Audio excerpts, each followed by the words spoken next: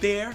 Welcome back to Corked Stats, powered by the Mayo Media Network here on YouTube, presented by Jock Market, the very best brand new daily app anywhere, where Wall Street meets Main Street meets 161st Street. Use the code MMN. They're going to match you the first $100 for free, and if it's free, it's for me. But all kidding and sloganry aside, we are just killing it up in the Jock Market because the game is fun. The game is for sharp players. It is the next evolution of daily play. You just stick with us every single day. The first section of the show, Monday through Friday, here on Mayo Media Net, is Jock Market, but it's daily play, DFS, where we really want to be identifying handed stacks. I give you the names, I give you the prices, and then you buy the share and cash the ticket, doing it every single day. We actually hit twice yesterday on both slates. I highlighted the Mets, Francisco Lindor, Pete Alonso. Francisco Lindor was the second player on the board. Pete Alonso was not very good, but in Jock Market, one really good player and one okay player, and you still profit, unlike DFS, where you need a perfect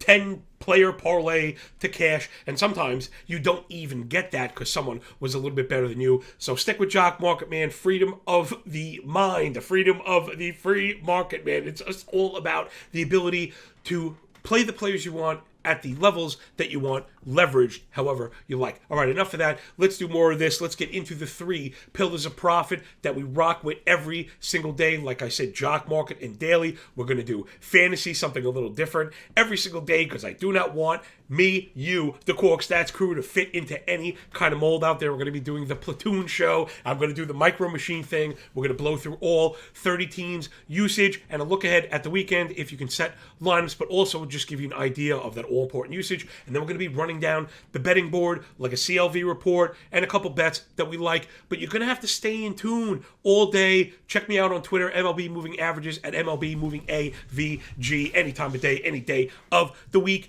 Because, listen, the landscape is always changing. We can try and help you and point you in the right direction in the morning, but lineups, pitching changes, weather, and the like may kind of alter our attack plan. So we're here for you all the time. I've even got stuff on Patreon, but don't worry about the P word, that nasty P word. There's no payment here. This is about profit because it's all gratis. That's 100% free. All right, let's dive into the stacks. First things first, man, we got a full slate. We got a lot of gas cans, new guys, youngsters on the bump. The first handed split we're going to be looking for, all those Texas Ranger lefties against the Oakland A's, those elephants balancing on beach balls and Adam Oller. So in particular, we're looking for Nate Lowe, Calhoun, and Jonah Heim. I especially like these kind of players in DFS or Jock Market, of course, because they come in cheap. One more little greater than sign for Jock Market over DFS. Let's say the word gets out, Jonah Heim is a really kind of in a smash spot today, which I agree. But in DFS, he could go at 100% ownership and the price doesn't move. So the free square,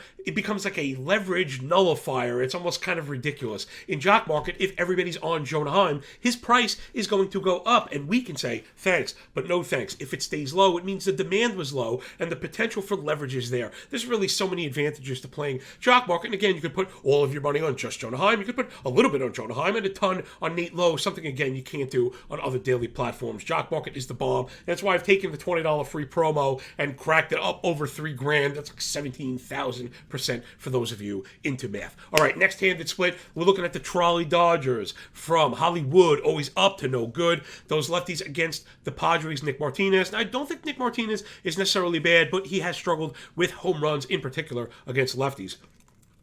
So we want to be looking at Max Muncy, Maximum Muncy, and Cody Bellinger. Yeah, man, he's out there, but when he's looking good, the boy can rake. I'm not making fun of him. I think me and him probably have a lot in common. Next up, third-handed split. We're looking for, those Rocky Balboas from Colorado, mile up in the sky, but they'll be in Detroit Rock City playing Los Tigres and the Striped Cats. We're looking at Tariq Skubal, again, who I think is actually pretty good. He's viable in fantasy. He does get strikeouts, but challenging up in the zone has led to a lot of home runs in his career. So we're looking at Rockies righties. Give me CJ Cron. Give me Connor Joe. Give me Randall Grichuk. So now, just the last thing on Jock Market before we move, because I've had people ask me about pricing. The best way to do it is to set your own price, and if you don't get it, then you don't get it. Tomorrow is another day. Let's just get simple, because that's the best way to do things. Let's think in terms of like high, medium, low, right? Excellent, okay, and poor, or, right, just those kind of 3 settings. Very good players that we think could finish at the top of the board, like Max Muncy or Cody Bellinger, but it'd generally be like the really big names, let's say Vlad Guerrero. Those players are going to go up to $8, $9, $10. Thanks, but no thanks. I like to draw a cap at $7.50 because the top player returns 25. It'll give you a chance to get to that like 3.5 to 4 times return being the top player on the board. But also, I'm also very careful paying up. I'd rather be down in the $4 to $5 range where we'd probably find guys like Nate Lowe, Max Muncy, CJ Cron, even $5 to $5.50. Where we want to be, let's call it between $4.50, $5.50. So, right, excellent players, let's call it $7.50. Mid-range, very good players that can finish at the top of the board, $5.50. Players towards the lesser part, probably be about $3.50. $3 a little bit under that is probably the cheapest any active player with a heartbeat will go. But that might be where you find Jonah Heim and Willie Calhoun today. So if you find those guys for less than $4, you grab a share or two with the $300 when you put in the promo code MMN, and we're just going to grind. Remember, Jock Market doesn't have a jackpot, so for me to get up to $3,500 from $20, I had to do this every single day. Love it. Super sharp stuff. Get with us. Daily stacks. And we're posting the green screens. I mean, every single day. And I just want to stress again, have the best player and he'll float a bad team. Think about that. What other daily platform could you have the best player and get paid? It does not work that way. You need, 7 out of 8 hits, sometimes more than that. So, live TV, everybody. All right, so for your audio listeners out there only, I'm really excited about the Jock Market slate tonight. All right, let's get up into fantasy. And this is something, I'm trying something a bit new, so I've been working on the production value and, again, bringing kind of useful fantasy stuff that we could use and really kind of apply, right? I don't want to read stuff to you that doesn't matter, stats and the like. All right, let's get into this platoon report. I tried to even bring a little bit more. I'll be looking at bringing it up on the board for those audio-only listeners. Again, you could rate, review, and subscribe to the podcast, Fantasy Baseball Picks and Bets, Mayo Media Net, if you want to catch me on the train ride home. Although, I would say, because I have been incorporating graphics, if you can, try and get to it. Even if you scan, grab a couple screenshots, because these platoon, the roster grid, let's call it, the lineup grid from Fangraphs that I'm going to bring up is really invaluable. Really great tool. Hop on over to Fangraphs. I always make sure to buy a premium subscription, try and keep them afloat. All right, so let's dive into this. I think we're all ready. Let's get the screen share. If we get it on the first try this time. Yeah, there we go. Okay, so we're going to start in alphabetical order. Here we have the Baltimore Orioles, alphabetical order in the American League first. And then I want to give you how many lefties they're going to face, because I think that's something I might have left off last time. So, right, it's one thing for me to tell you about the platoon, but if you can actually change your lineup in Friday for NFBC, you want to be able to actually use that. So Baltimore Orioles have 2 lefties, so that's one thing you want to keep an eye on. That probably just affects Rugi Odor. The Orioles have pretty much brought the same exact lineup to you every single day. Whether or not they kind of get things going will be another story. Next up, Boston Red Sox. Again, really business as usual right now. I think we have up, this is like the last 12 days or so to give you a good idea, and it's highlighted lefty and righty again for the audio-only listeners. They do a very good job at Fantrax helping you to understand where these holes in the lineup might be. And again, pretty solid block there for the Red Sox. And again, we really like that as fantasy players. We really like that as bettors, that bit of consistency. Over to the White Sox, the big gap you see there, they pretty much just gave all of their starters a rest day. So that's always nice to know when you see, wow, Anderson missed the game on Wednesday and he sat against the righty. It doesn't matter. He's playing against righties every single day. In fact, that entire team is basically playing every single day. Even Grandal is getting mixed up into the DH role, something else that's on this very handy sheet. The big frustrating thing here is Andrew Vaughn. He has been producing, but he's really not playing enough. He's been sitting against righties. White Sox have no lefties, all righties, so maybe he's in line to miss another game. Let's get over to the Guardians. Again, what you see is what you get. Stephen Kwan did sit the last 2 games against lefties. Excuse me one second. Sorry about that. So Stephen Kwan did sit the last 2 games against lefties, but he played the 3 prior. Cleveland does face 1 lefty. Straw got the day off yesterday, and Kwan led off. I wouldn't be surprised if he gets 1 day off. I don't know if you're really sitting him, although in Roto, something we've discussed in this show, his impact may be a bit limited. All right, let's get up into Detroit, who's also facing 1 lefty today. Austin Meadows sat 2 of the last 3 games against lefty, so he may be sitting that game. You're probably starting him anyway. Akil Baddoo has sat 3 of the last 4. Remember, if you are looking at this chart, it reads left to right. So Akil Baddoo, somebody I know a lot of people are high on coming into draft season. Now he's been sitting very hard to start him this weekend, like for sure. Going to be really hard. Outside of even just the split, we want to see him playing every single day. The guy to keep your eye on is Meadows. Next up, it's the Astros. They have one lefty.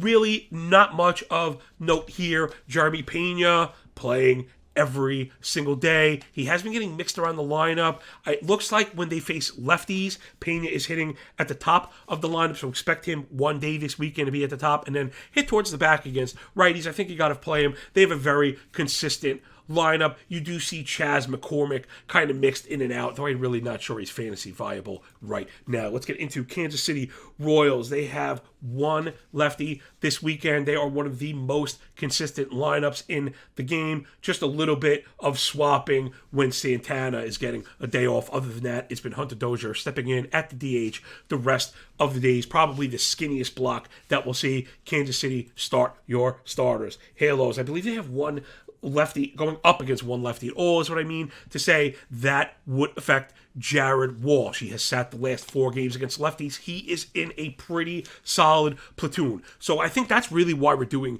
this show. People might not have realized that. Jared Walsh, hard platoon. Keep an eye on that. Same thing, Brandon Marsh has sat twice against lefties because you know they have Taylor Ward in. They said he'd play every single day. He has, and he's bat second. So I think you could really look at Taylor Ward probably as an ad. Even in 12-team leagues, you may want to sit him and see what you got. If you're going to be at the top of the Angels offense, you know, that could be a viable piece. Minnesota Twins are not facing any lefties, so that applies to Luis Arias, right? The kind of, I was about to erroneously label him again, this kind of slap-hitting average guy, but for a lot of smart analysts are on him. Maybe I'm starting to change my tune, but he'll play all weekend, so you could definitely get him in the lineup. Gary Sanchez has sat 2 of the last 3 games against righties, though I really think he's in line to play every day. Arias is the big one there. Let's giddy up and go. My New York Yankees, the Bronx Bombers, pretty much throwing at you.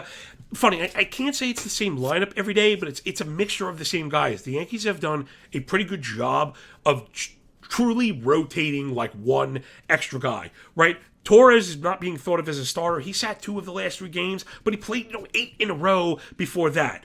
Gallo sat 2 of the last 3 games, scratch at 3 of the last 4 games against lefties. Yankees do not have a lefty. You could start Joey Gallo. Let's get into the Athletics. They face one lefty. They pretty much have been very, very consistent. The one change there was we saw Nick Allen come up. I think you might want to add him. He is probably their top hitting prospect. It's not like a big power hitting prospect, but you could get balance. You could get a little bit of speed also. That's Nick Allen on the A's if you're in a deep league looking for some help. Other than that, pretty much what you see is what you get. Getting the same lineup every day. Last 4 days, lefty and righties. Into the Mariners, M's, Pacific, Northwest. They have one lefty. I'm not sure if it's really going to matter. I guess the one person it applies to is Jared Kelenic, who also, I don't know, it's hard to say if he appears to be in a true platoon. They've had 2 lefties in 8 days. He missed both of those games, so I think you might expect Kelenic to sit 1 of the 3 games. If you have a better 3-game option, maybe you can go with that. Tampa Bay Rays have one lefty on the book. The person that would affect is G-Man Choi. I've drafted Choi everywhere. He is a righty masher. He gets the majority of the plate appearances, and now he started hot. He can be hard to start in weekly leagues, but in NFBC leagues with the double kind of swap, with the Monday and Friday offensive swap, G-Man Choi is a perfect NFBC player. This might be the weekend that you're going to sit him because you can get options that are going to go all 3 games. He's in a pretty hard platoon. I don't think you're going to see him against lefties whatsoever. I'm not even sure if he's seen a lefty thus far. Texas has one lefty on the board, so that just means you will not see Brad Miller that game. He's been rotated in and out with Charlie Culberson. So Texas has one lefty. They'll be splitting those at bats. Into the Blue Jays, what you see is what you get. The only swap there has really been a catcher. Zach Collins has been getting mixed in a bit more than I thought he would. Santiago Espinal playing pretty much every single day. He looks like a really good pick in fantasy. I was picking him late. People were basically telling me I made a mistake. But, yeah, it's looking pretty good right now. Let's giddy up to the National League. I want to spend the majority of the time on this in the show. I truly think this is, like, seriously actionable stuff. Diamondbacks have one lefty this weekend, so they might sit Varsho. He sat 2 of the last 3 against lefties. They'll probably also sit David Peralta. So if you've been rolling out Peralta in deeper leagues, I think this weekend you'll let him go. Next up, Atlanta Braves. Pretty much standard operating procedure there. I thought I had something there. Sorry, but yeah, it's been Orlando Arcia has been getting in a bit more than I thought. Not that he's really viable. Everyone else, cue up your Braves starters, of course. Cubs have one lefty, so you will not see Rafael Ortega that day. He's their big platoon split guy. I mean, it depends on the option. Sometimes getting one steal out of a guy for the weekend's okay, but if you have better options, I could see replacing Ortega. Cincinnati Reds have one lefty. I'm not sure they have the bodies to be platooning right now. They're losing people left and right. I think you're playing all of your Reds if, for whatever reason, you're rostering them. Next up, it's the Rockies. They have 2 lefties, though they haven't really been sitting people much. I have seen, and I was surprised this, Charlie Blackmon actually sat 2 times against lefties, so you're going to have to keep an eye on Blackmon. If they face 2 lefties and he's sitting in a platoon, he only plays once, he's not viable. Another reason for this show, I think you got to sit Charlie Blackmon. LA Dodgers have one lefty, and that hasn't really mattered. Will Smith might sit that game, but if he's your catcher, you got to start him. Keep it going to the Fish. Those Fish, Miami Marlins, they have no lefties at all, so it's all systems go for anybody that might have sat. Jazz has sat the last 2 games against lefties. Joey Wendell has sat the last 2 games against lefties.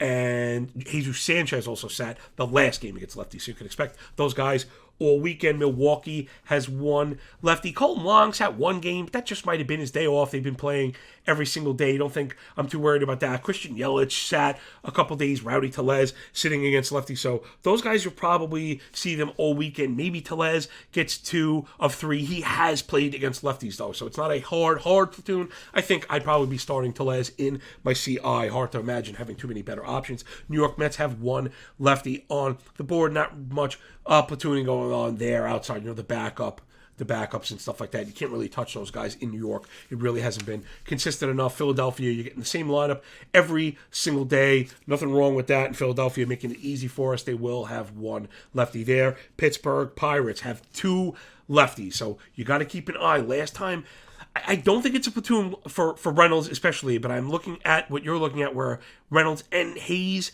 sat. I think you'll get them all 3 games, I think. But don't be surprised if you see each of them sit once. It's just something that we have to pay attention to. Yoshi has actually played 2 of the last 3 games against lefties. I wasn't sure we'd see that this year against 2. I think he'll probably play 2 games. I doubt he'll play all 3. Padres actually have 3 lefties, so that's not good news for Trent Grisham. I don't think I'd be starting Grisham at all. It's also bad news for C.J.